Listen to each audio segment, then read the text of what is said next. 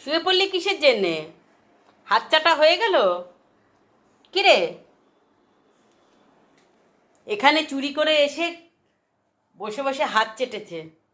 আমি খুঁজে বেড়াচ্ছি খাটের তলায়, ওই খাটের তলায় কোথায় গেল।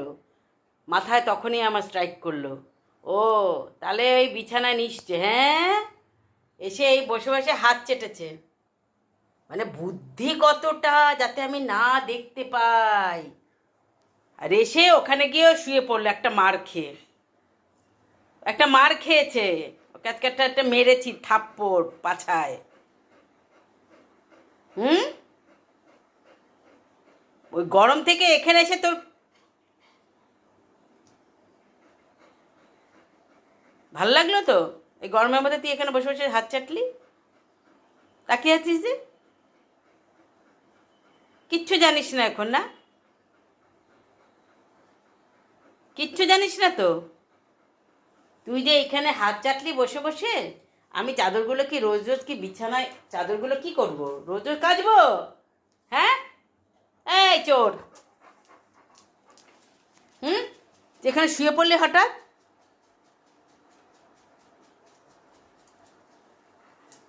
কিরে, এই, তুই যে ওখানে যে বিছানাটা যে ভিজিয়েছিস, ওই যে, তার বিচারটা কে করবে?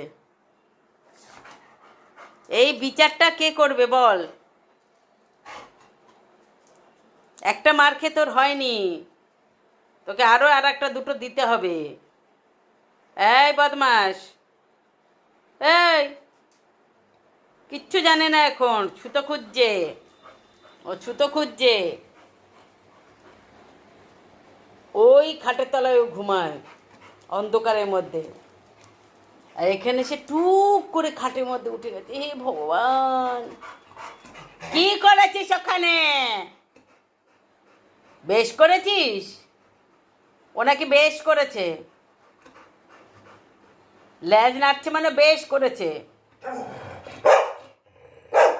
আমার কি? আমার কি? আরো করবি? ওনাকে বেশ করেছে। ওখানে আমার খাট ভিজিয়েছে, চেটে বেশ করেছে নাকি?